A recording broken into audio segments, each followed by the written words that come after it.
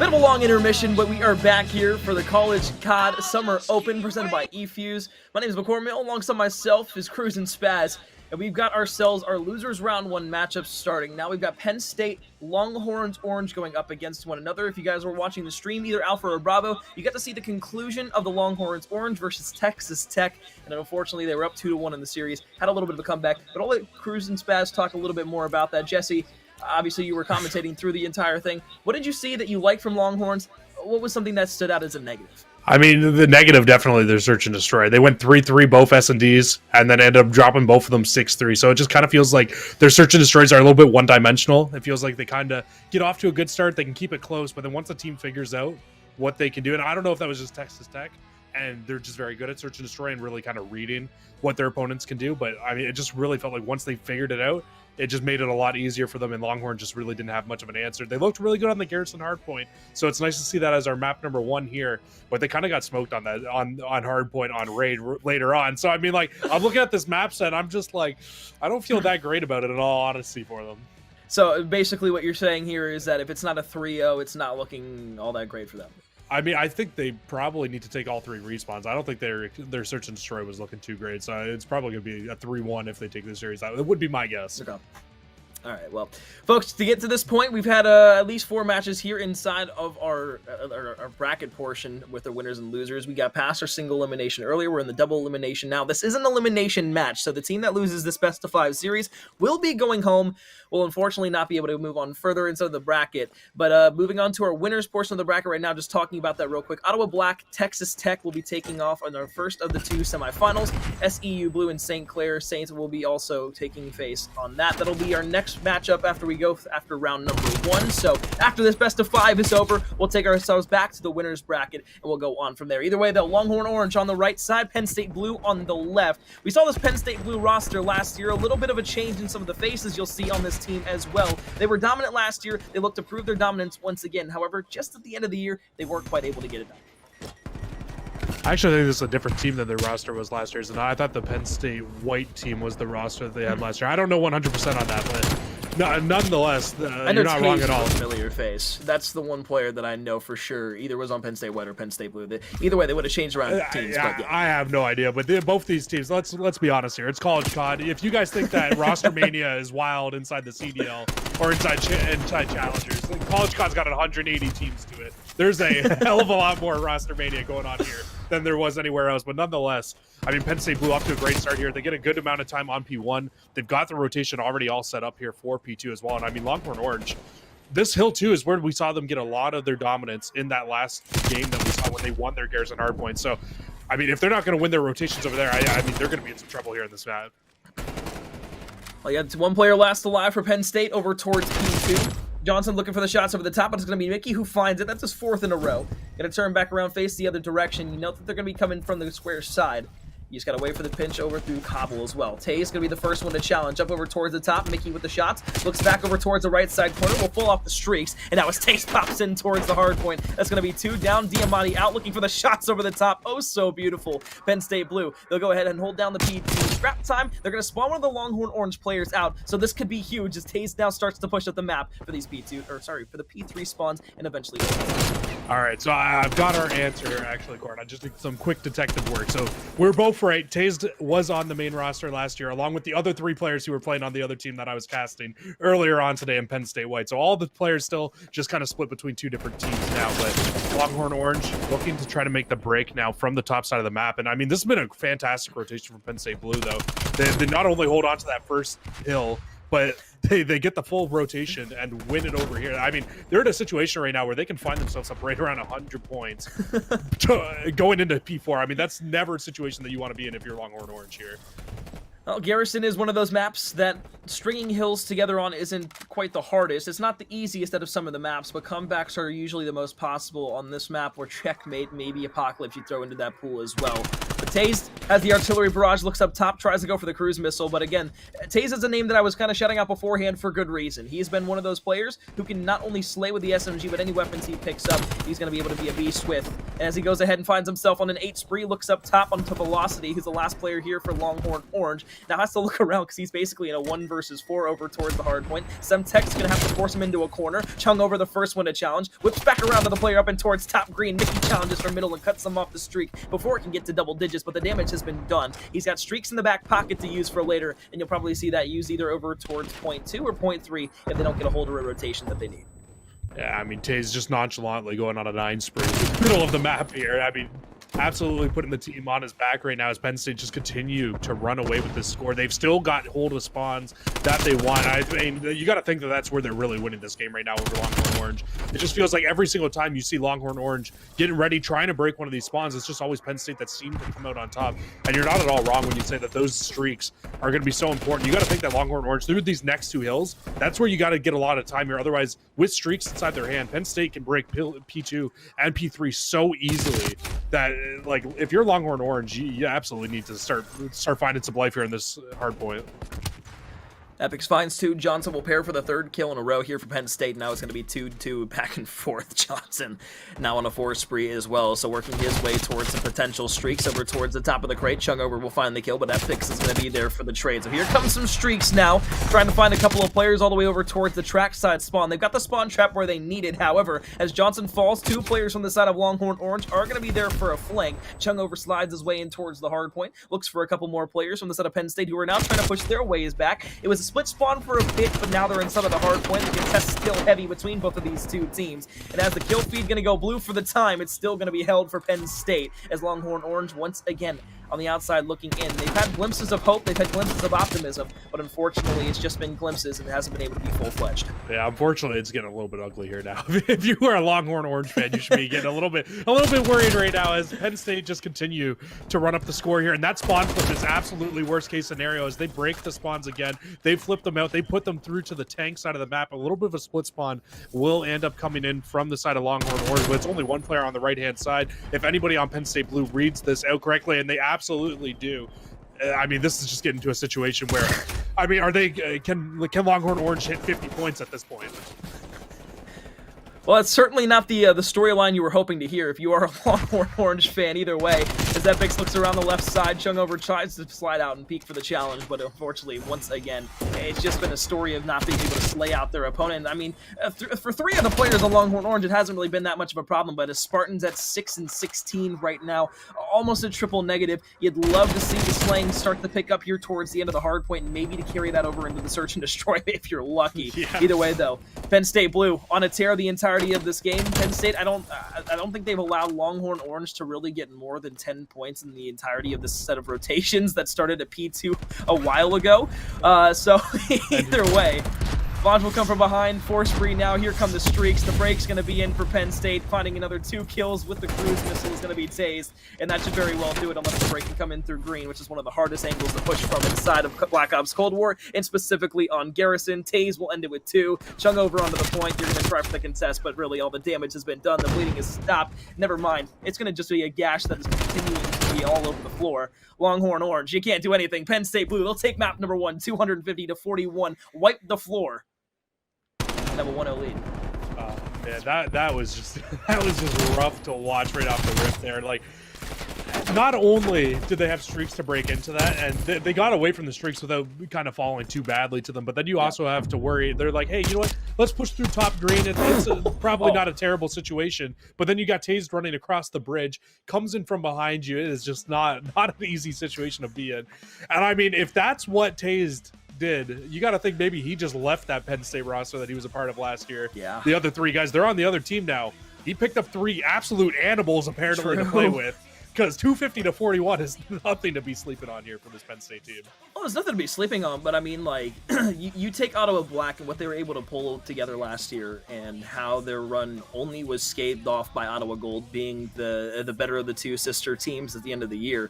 I mean, you look at Penn State Blue, this is the roster that had to face off against Ottawa Black, the reigning basically champions from last season, in the first round of the double elimination stage. They were able to hold on to the hard point with only a 45-point deficit with a 250 to 205 loss, and then a 6-4 loss in the S&D. The only one that was a blowout, and even then we don't really get to see the full story in a 3-0 picture line and a control, was that control. So you look at Penn State, you look at Ottawa Black, obviously a worthy adversary now, considering how easy it was for Ottawa Black just kind of have a cakewalk through the bracket last year and throughout the regular season. And you look against even like a team like the Longhorns Orange, like although Longhorns might be a great team in the overall scheme of things, you also are going up against the Penn State Blue roster, who's obviously new but very much improved and is looking to be potentially, a top dog this year, going in for at least a top 8 hope. I mean, if they're competing with Ottawa the way that like you said earlier on, I mean, by all means, this Penn State Blue team has every chance in the world to be a at least top 10 team, you would think, at that stage. We didn't see many teams really play Ottawa even remotely close to that last year. I mean, maybe like a 220-point like differential between hard point wins against their opponents last year. Like, yeah, it was something on average, they were scoring like 30 points on search and destroy. Yeah, it was something absolutely ridiculous. I mean, I would love to see a closer season this year, personally. Hopefully, I want somebody so badly to come in and beat this Ottawa team, man, so badly. That's outside of Ottawa, but you know what? It's going to be a tough hill to climb for any of these CCL teams to be able to do that. And I'm just looking at this series now to kind of bring it back in here, Corn. I am so worried for a Longhorn, because that Garrison was where they looked the best in that last series we saw them play in the winners bracket against Texas Tech. And now I'm just looking at this. Their search and destroys are what looked really rough. And this is just like Express. That's a hard map to be able to come out and play against, because that this Penn State team is probably going to be very practiced on this map mode combo. Well, not only are they going to be practiced, but they're also looking to kind of make this losers bracket as far from treacherous as humanly possible, because they want to get back against Ottawa. They want to get back to them in the grand finals, and they want to be able to go ahead and pull off 2 best-of-5 series against them, although that's proven to be quite difficult for many teams, pretty much every single team except their sister team. Penn State, again, with the way that they have been able to play them close, I mean, going into a Vanguard year, if this roster stays together, you could very well see them not only be able to get that skill close enough together to be able to be competitive against them, but you could see them overtake them if the side of Ottawa isn't careful, specifically both gold and black. Yeah, absolutely. I mean, I think the gold team got kind of roughed up last year at the end of it. I don't think that it's the full gold team, but I think any team that Ottawa team puts together is going to end up being very dominant. Let's be completely honest here. And I mean, Longhorn, they get a good jump off the start of this offense here. They at least get the bomb down over at A, but you can already see Johnson and Blanche. They're trying to make the rotation back over. And I mean, this bomb site is actually fairly open, and Longhorn Orange will come out with the win. They were playing very separate there. They were kind of in like a situation where if Penn State wins one of those 2 gunfights, there's a very good chance they win that round. But unfortunately, they ended up losing both. Because like I was watching Velocity when he was on screen for a second. I saw the player coming through the train, and I'm like, oh, surely he's going to get caught off guard here. And I'm like, normally if you're going to play an angle like that, you're going to play it back at least a little bit so you can see over the top of it. And look, I'm no critic. I don't play for a reason, but again, staring at a plant hedge is not the most optimal position for you to be in a situation like that. I get you're trying to watch the flank, but that's nitpicky at the end of the day. Either way, though, you can't discredit what Longhorn Orange did there. They're able to get that round win. They got the bomb over towards A. The aggressiveness paid off, but more importantly, that fast hit also pays off as well. They get that first split off the board once again here in round number 2. They're in a rough spot right now as well. That kill from Blanche will help out quite a bit, but it's still just going to leave Vince Johnson all by himself here. I mean, Longhorn Orange, I mean, looking a lot better in the search and destroy. Maybe it's just Express. They are a very good Express S&D team, maybe at the least here. But I mean, that round 1, it was just a really hard counter hit from Penn State. They just sent all 4 players to B. All 4 players from Longhorn went to A. So, I mean, not the best situation for them to have been in to try to retake in a 4 versus 4 there. But, I mean, this defense has been fantastic. They were basically 2v4 over by that B site, and they still weren't able to close out the round for Penn State there. And Longhorn Orange, I mean, they're going to come away with the round win once again. Another good opportunity for Longhorn Orange to extend their lead in the S&D here. That aggressive play has really worked out early on. I know I hit it hard on that in the first round, but again, like, when you're looking at the side of Penn State Blue, the one thing that they have not been able to counter, at least thus far in the S&D, are those double, triple hits towards a specific site.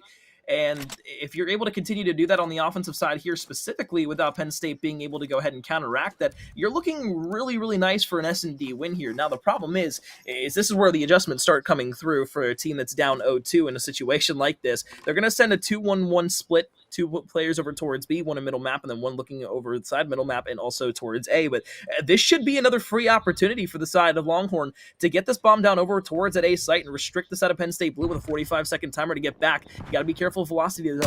Fixed with the 74. You almost able to rip him from the back, but the Krieg reigns supreme. He's on a 5 spree now.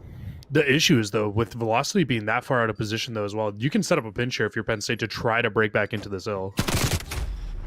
You could try it, but with Taze hopping in towards the train and being able to find that first kill, now you can start to, at least for Penn State, make this push over towards the A site. And as Johnson will find the kill there, it's going to make it a 3 versus 2. Great opportunity for them to get back in this game now because Taze is getting aggressive. Chung over on the left side, going to be able to find the shots there onto 1. Johnson for the trade. Now it's a 1 versus 2. Now make it a 1 versus 1. Velocity on a 6 spree. He wins this round. He gets the kill here. He gets himself streaks with the artillery barrage and maybe a cruise missile on the loom after the fact. But Johnson needs to be able to either stick this, find the kill incredibly quickly, and Velocity is going to slide around the corner here. Looks for the kill on the corner, needs to back off. No, he hasn't died yet in this game. Still looking for the streaks, and if you're Johnson, you want to find this kill. You can't do it. Why do you challenge that right there, Velocity? It's a risky, ballsy play, and although you're up 3-1, that wiped streaks off the board, at least this early on. Streaks would have been so huge there. I'm not that big a fan of that play either from Velocities. I mean, like, yeah, he's probably feeling super confident right now, though, in himself as well. The fact he's on 6 in a row, they're up 3-0. He's been playing fantastic. So, I mean, we've all been there before where we're like, hey, you know what? Let's take that challenge. And I've got this. And I got the hot hand, baby. He didn't have it, unfortunately. For he's not that guy, pal.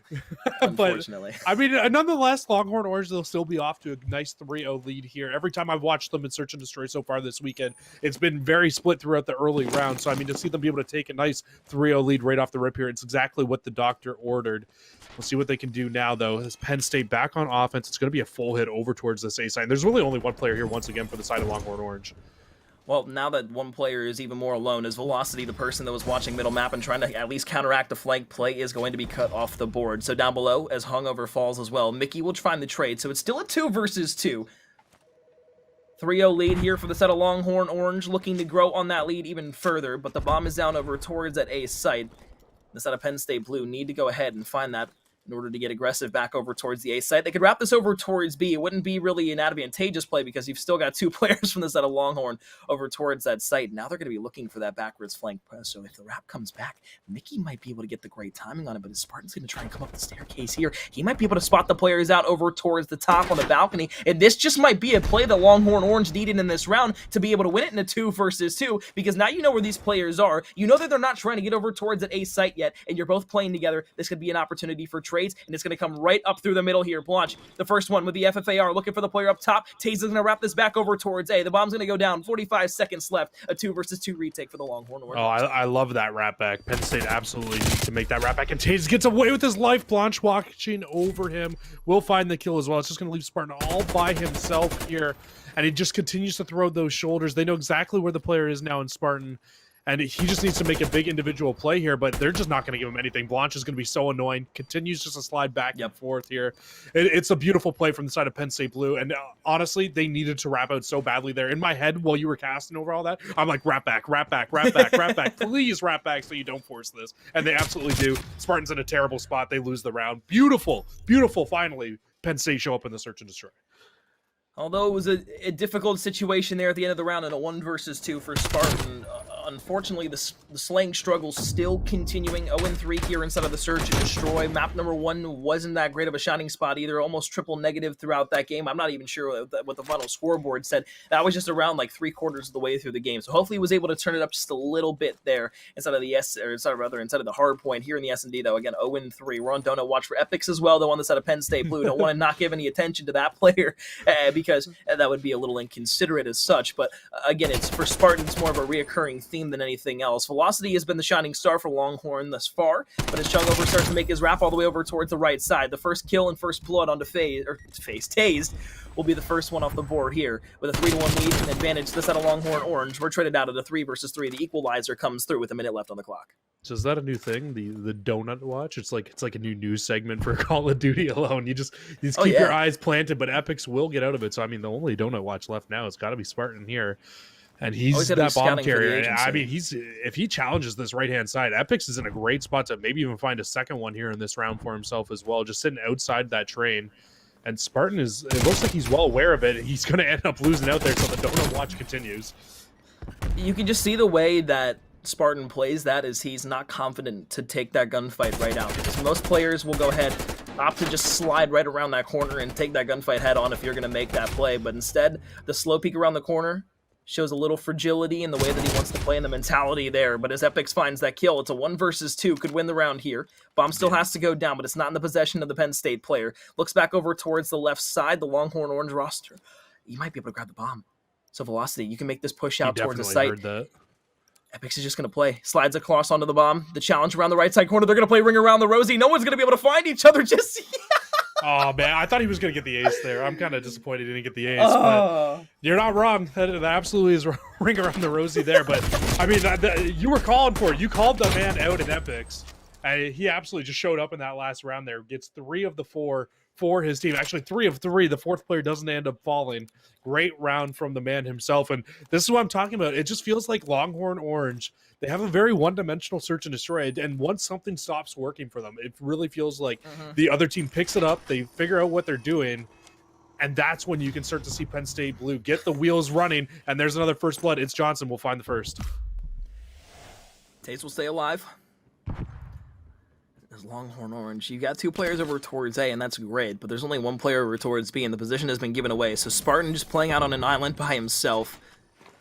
Yet another kill off the board for the side of Penn State Blue. It's a 4 versus 1, now a 1 versus 3. Chung over.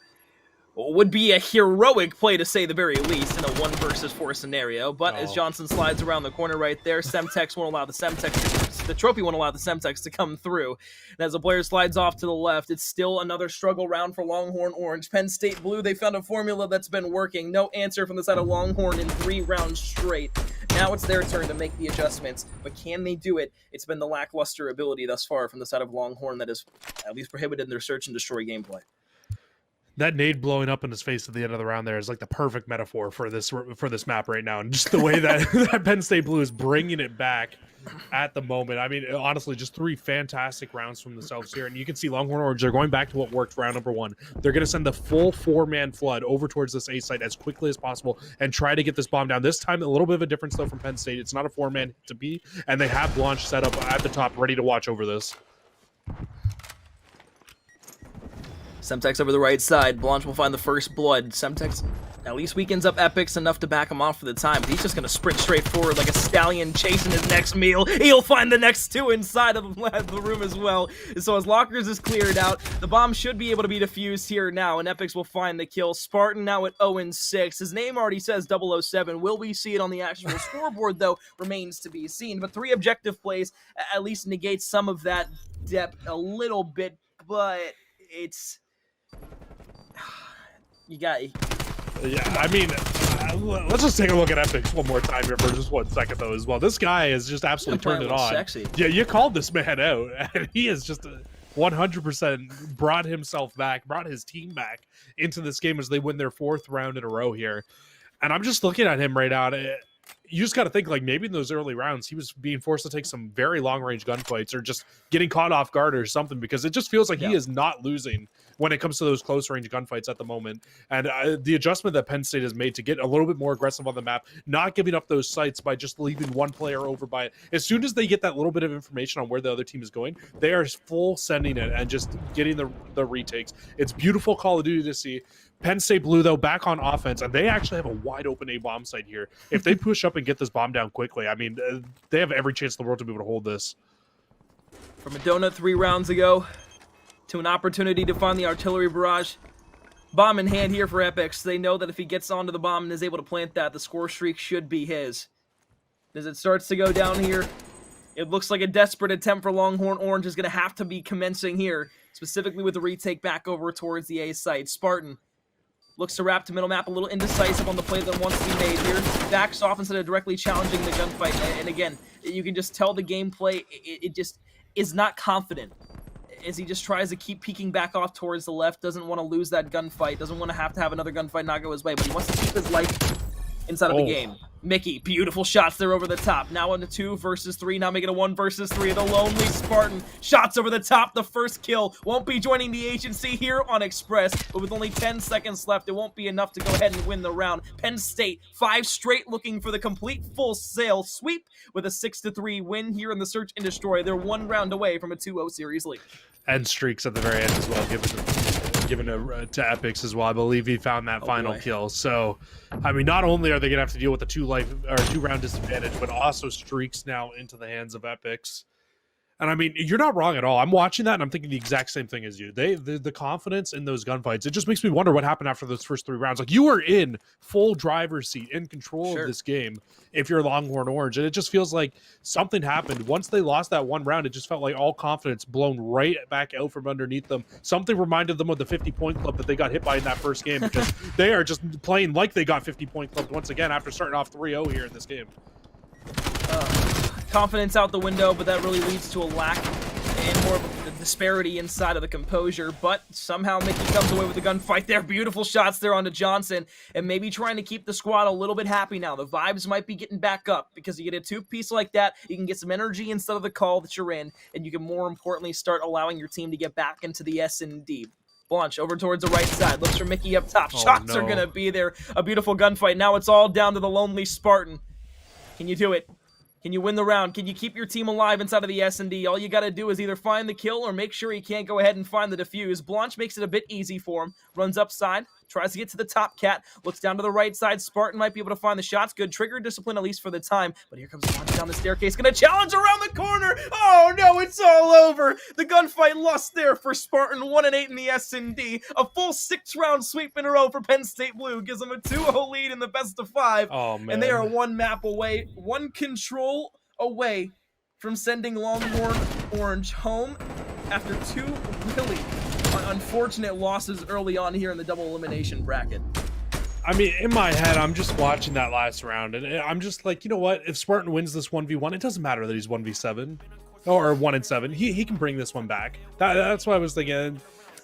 The other thing I was thinking was, I was like, yo, Penn State, or sorry, not Penn State, Longhorn. Like, yeah, you got 50-point club map 1. Sure. Yes, you're down 5-3 right now, but you can bring this back. This is a must-win round. Not only was that a must-win round in terms of, hey, if we want to win this game, we got to win this round, but also just to kind of build some momentum. You don't want to get 1v2'd like that, and then everything just kind of falls apart. They get 1v2'd, they take the solo challenge, and you got to think, if he even finesses his life for like 2 more seconds, they win that round there, and he just wasn't able to. Just the overconfidence there at the very end from Blanche, and able to close that game out. Just, it's very unfortunate stuff for the side of Longhorn Orange, but a great start for Penn State Blue in their losers bracket run here so far. Yeah, well, from what we can tell beforehand, I'm not trying to rip on Spartan here, but I do want to say that the loss of confidence is going to affect the gameplay going into the control here now. And my question to you now, Jesse, is, with that confidence loss, do teammates also start to feel that same energy inside of the air, at least in that call, from just that confidence loss from the one player? Or can you kind of rally the troops, get everybody on the same mental page here, and then allow yourselves to at least have a chance going into the checkmate control? Well, I mean, one thing that I really saw, especially from Longhorn as well, that I kind of actually forgot to hint on before we got into this as well, is that when I was watching them in their series earlier on today, it kind of felt like they didn't really have full trust in their teammates, to be honest. It felt like maybe this team hasn't been playing together for a long enough time. There was a lot of times in the Search and Destroy that I watched earlier where they were hopping off the bomb to try to help their teammates in a 2v1 situation where they should just be trusting their teammates to take the fight. So it could be a situation like that as well, where not only are you not confident in your teammates, but now also the confidence in yourself is also kind of building down the more and more that you're getting beat in this tournament. And technically not getting double first rounded here, but double first rounded after you get into the final 8. So definitely not a situation where they want to find themselves in. And you're not at all wrong. The vibe's probably not very high right now for them. Full reverse sweep is going to have to happen, but Longhorn Orange, they've shown glimpses of greatness. Can they go ahead and do that for 1 full map? We'll have to find out. An opportunity for Penn State Blue to close out this series in a 3-0 sweep and move on to losers round 2. Either way, we'll just have to wait and see. A checkmate control around the corner on the opposite of a break. My name is McCormiel. Alongside myself is Jesse, and this is the College COD Summer Open powered by eFuse.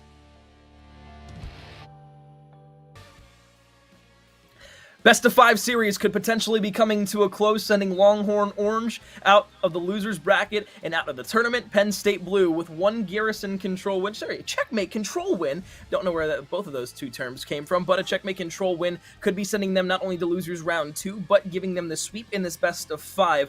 And as I said beforehand, Jesse, they're trying to get back to the grand final. They want to beat Ottawa Black so bad because of how close that first series was in just round 1 of this bracket. If they can get a little bit of momentum, they can get hot and streaky through this lower bracket and go up against Ottawa Black with a head full of steam, I think we could at least see a second best of 5, and I think that would be to everybody's surprise, but also make everybody a bit happy as well, because we just want to see, and this might be a little biased, but we just want to see somebody come in and be able to take down one of the 2 Titans. Just somebody, please. Just take a map even. Take a map or 2, please. Just come in and just beat Ottawa Black. I said it earlier. I don't care if it's biased. I want to see somebody beat them, man. It has been so long since we've seen really a difference in pace, even in the CCL. We didn't see them play in the early tournament of Cold War last year, but we still saw Concord Maroon dominate that tournament, which was to nobody's surprise. Let's be honest. Concord Maroon was a very good team from the Modern Warfare season, came into the Cold War, was still dominant in Cold War, and then Ottawa showed up, and everybody was like, oh, so this is what a really, really good team looks like. I got it. Like, we thought we had it bad with Concord Maroon 2 years ago, but yeah, it is completely flipped on its head. Thank God there's really only one like solid Ottawa team going into the season right now. But I mean, there's still enough time. They might be able to find some players at their school to really come out and be dominant the later this year goes along. But I'm 100% right there with you. I think Penn State, I think that they have every chance in the world to be able to bring this back, especially with how close that game was, like you said, against that Ottawa Black team. Yeah. I don't see why they can't take a series against them. Well, I think a lot of people, are kind of questioning, like, okay, who's going to be that next best thing? Who's going to be that next big team that goes ahead and can challenge Ottawa? With Concord being a different team, we know Red Chase had transferred. We know there's a couple other players who are kind of question marks on that roster right now. So, with that Concord Maroon, that roster not really being the same as it was last year, we could be seeing something completely different and potentially a downgrade of a roster, a potential upgrade, but we still want to know who's going to be the Titan to at least be able to go up and contest against Ottawa, because that was the only one that really came to mind when we talked about teams that can at least maybe take a map off them when they took a control off them inside of, the lower finals, inside of our championship bracket. So it would be a welcome surprise for Penn State Blue to be there. Yeah, absolutely. It's going to be a tough one for them to be able to do so. But, I mean, Penn State off to a very hot start here in this control. I mean, kind of what we were expecting, though, in all honesty here, right off the rip. They get 2 ticks over at B, and they can already rotate this back over to A as well. And, I mean, that's insane that they might not be able to close this one out. But Blanche, with that FFAR, does end up falling. But here comes the full rotation once again. Already back over towards this A site. They do find the kills. You got to imagine this time through, the second time's the charm. They should be able to close out this A site. It's a 2v1 over there. And it's exactly what they do. They close out A. Now they can put their full focus on B. And the sweet thing about this for Penn State is you've already got 2 ticks over there. You only need 1 break now. Mm-hmm. Plus, you got a full 2 minutes to work with as well, and a 2 life advantage. So you can start pushing up the middle map here. You want to get kitchen control before anything else. Velocity will find the shots onto the first player. Chung will find the second one in the kitchen as well to go on a 2 spree. Mickey finds 1 to pair as well. So now pretty much everybody from Penn State back to the respawn block, and all you got is Blanche in middle map right now, who's just waiting for the rest of the teammates to be able to start making this way up that north portion of the map. Johnson finds the first kill on a Chung over. Now you can start allowing the submachine gun players to push up onto the point, get aggressive, maybe hit up towards the water steps and get into the kitchen so you have a little bit of progress to be made over from the money window down to either players that are coming from cutout or coming from the basketball court. But now you just got to kind of contest the zone if you're the side of Longhorn Orange, because you got players now pushing up the map. It's a 1v1 on the hard point. You got 2 players inside a kitchen coming to look over money. It's a good setup on defense. Don't get me wrong. You got a life advantage now, but Penn State's got to...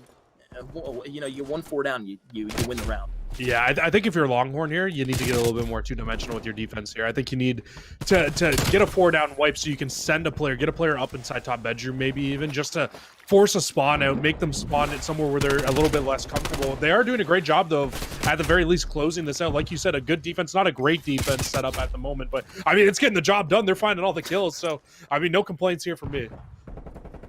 Middle map push coming once again for Penn State. They've just been trying to find some sort of semblance of control on the map, but Longhorn Orange, they've been able to just tick lives off the board every so often, every little bit at a time. Now they got a 5 life advantage. Over towards the water steps, you got 2 players there. Taste and Blanche, you got 2 players now making the flank between Johnson and Epic. But as Epic falls in the back, as Johnson falls in the back and Taste falls in middle map, that's going to be 3 down. You basically got a one-on-one pinch coming through here as Epic finds the first, looks to Mickey in the water. You got one in top cutout. This is still doable. You look up towards top in the money window, and if he was able to win that gunfight, maybe we start talking about a 2 versus 10. I was Longhorn right there on with defense you. are able to go ahead and be able to close that one out, or at least all breathe a sigh of relief as they have a 1-0 lead. I mean, with that round, we were both looking at that round like, yeah, this round is kind of chalked right now for Penn State to be able to take that right off the rip there when they got 3 ticks of progression pretty much immediately at A. They get shut down right before they finish the 3rd tick, transfer directly over to B, get 2 ticks at B, and then find the 3rd over at A. We thought that round was done and dusted. They had a basically, a 2-life lead, 2 minutes, 10 seconds, but honestly, one of the best holds I've seen all year from Longhorn Orange. A fantastic hold for themselves there. We were both calling for their defense to get a little bit better as well, like in terms of setup, but it didn't matter. They just held on fantastically throughout that entire round, and as this continues on here, you got to think, like, maybe Longhorn Orange have what it takes to take this control. You would hope so. Try to force a map number 4. Keep yourselves alive. But here's a pleasant sight. Oh, I spoke too soon. Spartan was on a 4 spree. Was looking for a few more. But you get that first bit of progress over towards A. And now there's nobody on the defensive side from Penn State over towards B. Sure, you cleared the A point. But now you got to fight through fire and wind to be able to get onto the site. And as Chung is going to be sitting in that bottom left corner, Blanche may be able to get outside of the top window, but here comes Taze and Epic. They'll pair for 2. You still got one on the basketball court. Velocity is there. Blanche over the top with that FFAR. Won't be able to find necessarily the kill, but will pepper that player up and force them to back all the way off. You still got player number 6 in Velocity. He was at the basketball court as well. So it's just going to be a one-on-one basically between Blanche and Velocity. And Blanche will win it off screen.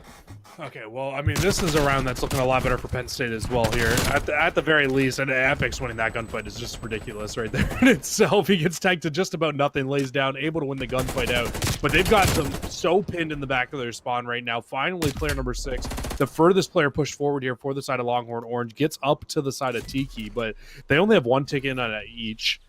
And I mean, yes, they'll hop onto this B site, but I mean, Penn State, they're right here. They can try to make the reinforcement. And look at player number 3 and Taze as well. Make the long flank playing through from the back. He could definitely play spoiler here. Taze from the top, looking over. Everybody from the side of Longhorn is there, but Taze still able to go ahead and find the player at water steps as well. Now you look to player number 5, Mikey, just trying to make a little bit of Mickey, excuse me. Over towards the bottom. Velocity up top. Taze falls down. Mickey in the water, though, will find the kill with the Krig. Now starting to push up that right side. You're just trying to get onto the point right now. Trying to stop the clock. Trying to add that extra minute. It's still basically a 9-life advantage for the side of Penn State. Trying to get that a little further, but there goes Mickey for a big old 2. Add an extra minute onto the clock. And now you got to get back over towards the A zone. But again, like I said beforehand, Jesse, still a 7-life disparity where Penn State had the advantage on defense. And those kills were massive as well, though, because at the very least, if you're Longhorn Orange there, it makes it a lot harder for the likes of Penn State to be able to push over and play exit kills through that round there. Although they do it successfully, they are at least able to find 2, and a spawn it will come in as well. So Blanche can actually flank up behind Velocities as well here to try to get this player out of kitchens. He will end up falling, and this could really end up hurting the likes of Longhorn Orange now, because not only are they down 10 lives, but you have everybody on Penn State looking in one direction now. They don't need to worry about their flank. Blanche finds 2. 4 lives remaining for Longhorn Orange. A good defensive round here. A decent offense. They've got 4 ticks of progress, so that'll bode well if we do need to go to a round number 5. Shots in the middle won't be there. Now it's a 1 versus 16. Just saying that seems interesting, but he's going to try and chase one out the window. Somehow Taze comes away with that kill, and we're tied up 1-1 here on the raid control. Dude, you're just so giggly. You make me start laughing throughout these casts. And it's just not a good thing, because once we both start going, it's never ended at that point. But I did actually have an analytical note I wanted to make throughout that round there. I was very impressed with Penn State and the way that throughout that entire round, while they were holding on to the B site, they constantly had a player pushed up and inside of Art. And what that was doing was it was just continuing to force the spawn out from Longhorn Orange towards that upper side of Garage, where they basically were forced to go to B, where if they wanted to go to A, it just would have been way too long for them to make that wrap. And both times, it was Taze the first time. Once they broke through on B just a little bit, Taze made the rotation in through from behind and was able to find so many kills. We saw it on his POV, and the second time through, it was actually it's Johnson did the exact same thing. So, I mean, if they're able to find some sort of success like that on offense here, I mean, I don't see why they can't take an offensive win. We thought they were going to in their last round, just a great defensive hold from the side of Longhorn Orange, but it's already right off the rip. A side should be done here. And I mean, you know they want to attack this B with full force this time through. 2 minutes and 20 this time, and a 4-life lead this time. Well, player number 1 is already across the map in Epics. Like, I would have loved to see him push either through the basketball court just to keep those players off, or maybe make a bit of a different play. But inside of the kitchen, we'll be able to find the first and now the second. So I can't really be too nitpicky when he goes and finds 2. But Blanche, Johnson, for 5 in a row, now make it 6 in a row for Blanche, 4 in a row from Epics. Everybody from Penn State is streaking. Nobody from Longhorn Orange has been able to basically do anything this round. Another couple of kills go down. Spawn? Basketball court. I don't know how Chungover got there. Either way, though, now you look to the back. Mickey is there as well. The last time it was 2 ticks of progress that came through. This time it's nothing. And I'm not sure how many streaks were earned there for Penn State. All I know is that Johnson is still alive on 6 in a row. Blanche pushes up and gets cut down. So it's 23-14. The last time he had 2 ticks, maybe he got too aggressive pushing over towards the site, but the streaks are on the board now, and although it's only the artillery barrage for Johnson, that's still enough specifically on a defensive round to retake either the A or the B zone if the Longhorn Orange forces are at least able to rally for a bit. They're going to call in a cruise missile now anyways. Never mind. Johnson got both the streaks. Velocity in middle. Inside of the Tiki Hut's going to file another one as well. And now they're going to be able to push on the offensive side with 2 fresh kills off the board. Chungover will fall. This guy, Johnson, he's on a mission. It's usually a family company, but this time he's a man who's doing solo things on his own. Oh, man. I mean, he has enough kills to be Johnson and Johnson right now, right? So, I mean, why not? But unreal stuff from Penn State in this round. I honestly thought they were going to win this round a few times. They're still holding on if you're Longhorn Orange for the smallest amount of hope of winning this round out. But I mean, it's Mickey again. I feel like every time we say that, it's somebody on the side of Longhorn Orange. Really keep them in it, that it always seems to be Mickey. And they're just going to burn more streaks in a 14 versus 3 right now. I'm not sure how I feel about that streak usage when you could probably save it up for your next defensive round if you need one. But oh, man, they're just playing so confident right now. They don't care, right? So I was gonna say, do you get on the point here? Do you find the last kill and then try to does get it on matter? the point at the same time? Well, clearly they were pissed off a little bit about not being able to win that first offensive round. That time it's an absolute smothering. What we've come to basically expect at a Penn State Blues roster. But I mean, Jesse, you take a round like that, you take what seemingly was such a good offensive round number 1 that turned sour like that on the second go around for defense. It's just I have like nothing, dude. I got literally nothing. Like, I have no idea, man. Like, what do you do here if you're Longhorn Orange? Those last 2 rounds were not only like you just got smoked in back-to-back rounds after a fantastic first round. Let's not get it wrong. They had a great first round, but what can you tell me what that trophy just did there? Like, there was a grenade that just flew beside it, and the trophy just stood there like, nah, I'm good. I'm good, bro. Like, I mean, to be honest, like trophies are like the saving grace of everything inside of this game. If there wasn't trophies, the amount of nade and stun spam that there would be, like, although trophies are incredibly overpowered in this game, normally we see like a trophy be able to pick up like 1 to 2 stuns or nades, and then it's like, all right, I'm out of here. I'm gonna dismantle on my own. This time it's like, unless you shoot me out explicitly, I'm gonna stick around. I'm gonna tank everything through it. But at the end of the day, trophies in this game seemingly are at least a bit balanced. They last a little long for my liking, but Penn State once again inside of the control now with a 3-advantage lead on the life count. Oh, this is going to be difficult for the Longhorns. Yeah, and I also just realized when you were going on your rant about trophies there that Blanche also has full streaks as well. So I mean, it is no wonder that they just didn't care about spending their streaks in the last round. It's also 31-15, by the way. Yeah, I mean, I feel like I've just come to expect that at this point, though, in this series from him. He has just been going off with the FFAR. Look, Mickey's going to touch the hill, and with the FFAR from above, he's just going to rain down hell. But they won't be able to find the kill. I'm sure his teammates will be able to help him clear that one out. No way. Okay, I was about to say, Blanche, you need to relax, sir. Double positive at 32 kills.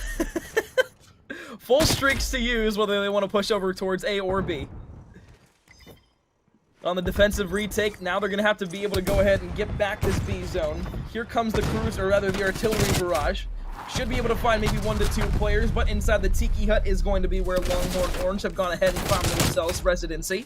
Blanche 2 kills again, 34 and 16. Is there anything this guy cannot do throughout this game? I'd have to bargain. The answer is no. 20 seconds left until Longhorn Orange are knocked out of the losers bracket, knocked out of the eFuse summer tournament, and more importantly, Penn State will move 1 step closer to getting back to the grand finals, facing off for potential 2 best-of-5 series against Ottawa Black. It's going to be a long journey to get there, do not get me wrong, but after a display like this, after the savvy they've been able to show off here, not only on raid control, but throughout this entire best-of-5 series, the sweep is in, Penn State takes the control, and they'll go on to losers round 2. Insane stuff there. Blanche, I mean, I almost felt like playing the over-under game that I was playing last week on whether or not he was going to find 40 kills. He doesn't end up getting it there, but I mean, absolutely just put the team on his back there in that game mode. I mean, can you even say that, though? Him and a bunch of other teammates all found streaks. So, I mean, just a very well-rounded roster right now, this Penn State team. I mean, just look at the dominance. Look at above us. Sure. 250 to 41, 6-3 in the Express, 3-1 in the raid. And let's not forget, they started down 3-0 in that Express Search and Destroy. So, just unreal stuff coming in from them. I got nothing. I got nothing, McCormill. Well, I'll say one thing. Penn State Blue, they survive till tomorrow. UT, they do not. Purdue, COD, also will be moving on to tomorrow. Tamu Maroon will also be getting knocked out. That was a 3-0 sweep for the side of Purdue COD as well. So Purdue, they will await the loser of Ottawa Black and Texas Tech. And for the side of Penn State Blue, they'll await the loser of SEU Blue and St. Clair Saints. I believe that's where our coverage is going to be going next as well. The vetoes are in. We got to get those lobbies set up. But once we get everything situated, we'll be back here on the Alpha stream. My name is McCormill. Alongside myself is Cruz and Spads, and you're watching the College COD Summer Open powered by eFuse, a $5,000 tournament, all wrapping up tomorrow at 1 o'clock Eastern. That will be the start. But we're not done here yet, like I said beforehand. We'll be back after a quick break.